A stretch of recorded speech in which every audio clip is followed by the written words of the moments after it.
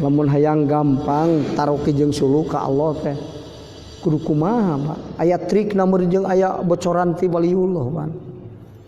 Nah seperti itu tadi teh ya gitu kurangan karesep heula ka makhluk tadi mah resep pisan aya mah teu pati resep coba naon ingetna kana berkah makhluk anu dahir ti makhluk luy tingkatkeun deui terus gitu eta teh petunjuk guru teh gitu mundur tina ladat dunya tapi rek neangan manfaat dunya tah kitu urang.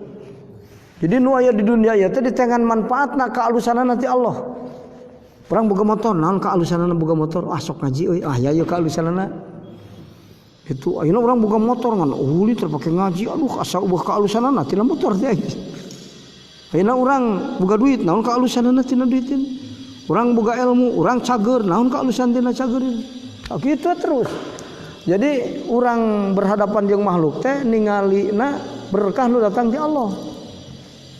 Tina papanggih jeung guru naon kaberkahan aing hate jadi rada bener mah tuluikeun ah geus ngaharepkeun eta. Jadi lain mentok di makhluk tapi tujuan orang manfaat nu datang ti Allah liwat makhluk kayak gitu.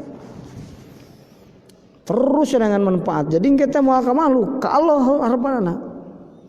Nah, engke lamun geus kitu jadi leungit resep ka makhlukna tinggal butuh geus butuh intiror diganti lain ka makhluk ka Allah geus intiror disederhanakeun cara hirup sarana hirup karena tong loba teuing kabutuh.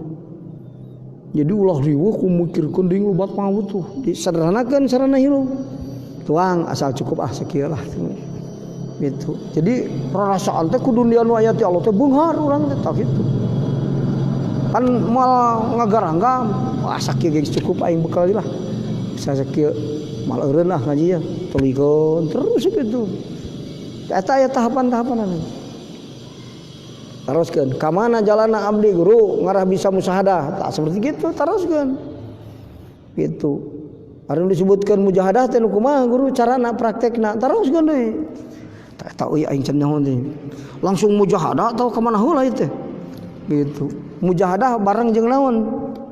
Biasana mujahadah bareng jeung dikir. Tafakur, dikir, mujahadah tilu. Lamun tafakur keur leumpang ti makhluk menuju Allah gitu. Lamun zikir ingetna hate ka Allah, lamun mujahadah merangan nafsu nu ngaganggu keur leumpang ka Allah tah gitu. Pan sok aya nya gangguan geuningan. Aya we gangguanana itu tah eta kudu diperangan. Aya hoream gangguan. Aya jadi lemah teu pati hayang anjing. Duh kebenaran teu pati hayang ya. Ku aing diperangan sing teu pati hayang ge anggar ku dini teh kitu kuduna dina segala perkara ge kitu asa mung aing ngahampura pamajikan kasalahan tadi mujahadahna dah gitu sabab eta teh goreng panenggilan pendendam dah gitu mata ke geus di bumi tafakur lamun teu kapaham tuliskeun na kertas engke taroskeun di mana ngaos itu naon naruskeun mah untuk kepahaman taruskeun sing salah ge ka ajeun naruskeun